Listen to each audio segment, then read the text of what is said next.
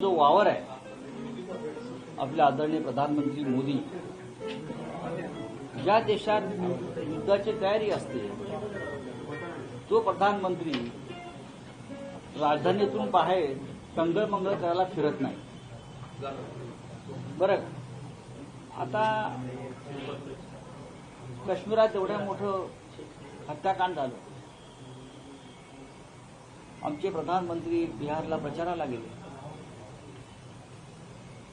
इतकं मोठं हत्याकांड झालं, पाकिस्तानला धडा शिकवू वगैरे बोलले। परवा मुंबईत आले, 9 तास नटनट्यांबरोबर राहिले, Bollywood film stars, film actress,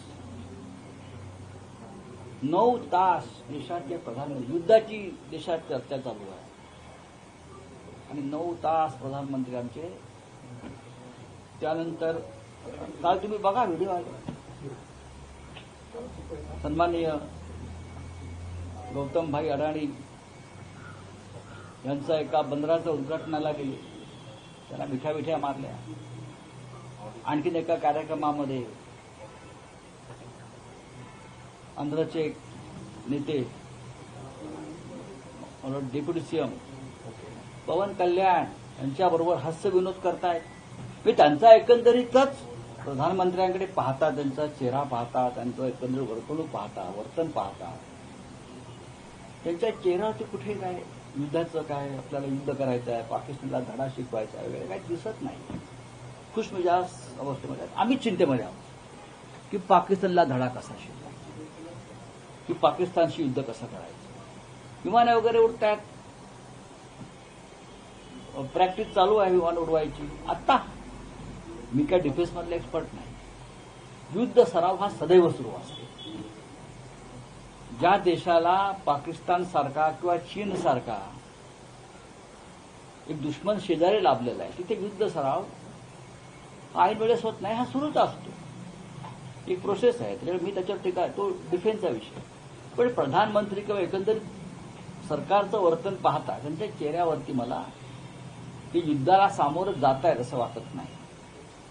फक्त मीडियामध्ये बातम्या येत आहेत, त्यांनी युद्ध सुरू केलं आहे, मीडियातून विशेषतः राष्ट्रीय मीडियाने युद्ध सुरू केलं आहे, बॉम्ब टाकलेले आहेत पाकिस्तानवर, पाकिस्तानचे राज्यकर्ते पळून गेलेले आहेत, भूमिगत झालेले आहेत वगैरे, हे युद्ध सुरू आहे। पण मोदींनी आता युद्ध सुरू केलं, त्यांची आता काय मानसिकता आहे पाहावं लागेल। विरोधी पक्षांची जी आक्रमकता आहे किंवा युद्ध जो अर्ज आहे तो देशाला परवडणारा आहे का? कारण एक फॅक्शन असं म्हणतोय ज्यांनी युद्धामध्ये त्यांच्या कुटुंबातले काही लोक गमावले, असं आम्ही पण म्हणतो। मोदी म्हणाले ना युद्धाची भाषा, युद्धाची भाषा कोणी केली?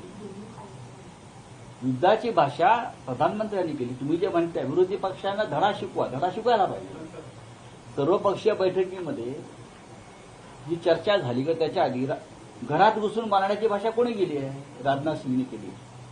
राजनाथ सिंग हे भाजपचे साधे कार्यकर्ते आहेत, काही देशाचे संरक्षण मंत्री आहेत, घरात घुसून मारू। काल देशाचे गृहमंत्री अमित शहा काय म्हटले? चुन चुन कर मारेंगे। अडवलंय कोणी? चुन चुन कर मारो ना। ज्या पद्धतीनं तुम्ही भाजपच्या विरोधकांना चुन चुन कर मारता आणि खतम करता, तसं तुम्ही पाकिस्तानच्या लोकांना पण चुन चुन कर मारू शकता, आपल्या दुश्मनांना। खरं म्हणजे या सगळ्याला जबाबदारच अमित शहा आहेत, गृहमंत्री। जे हत्याकांड घडलंय काश्मीरमधल्या प्रत्येक हत्याकांडाला गेल्या 10 वर्षातल्या फक्त देशाचे गृहमंत्री अमित शहा जबाबदार आहेत। तरी सुद्धा त्या व्यक्तीला प्रधानमंत्र्यांनी त्यांच्या पदावर का ठेवला हे रहस्य आहे। का ठेवलं? 27 जणांचं जे हत्याकांड झालंय त्यात आपल्या राज्यातले 6 जण आहेत, त्याला जबाबदार अमित शहा। ते काय चुनचुन के मारू करतात? आमचे लोक चुनचुन कर मारले, त्याने तुम्ही राजीनामा दिला पाहिजे, त्यांचा राजीनामा घेतला पाहिजे। मी कालही म्हणालो मला विरोधी पक्षाचा विषय कीव आहे।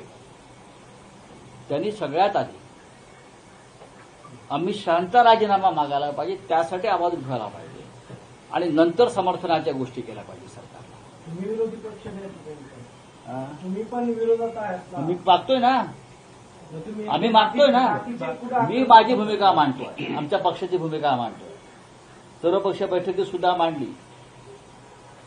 आम्ही गांडू नाही,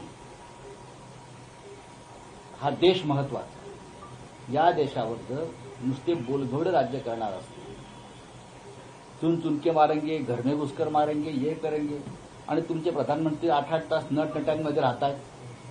काय की नाही काय दुःख चेहऱ्यावर. लोकशाही मराठी ऐका, पहा, जागरूक रहा.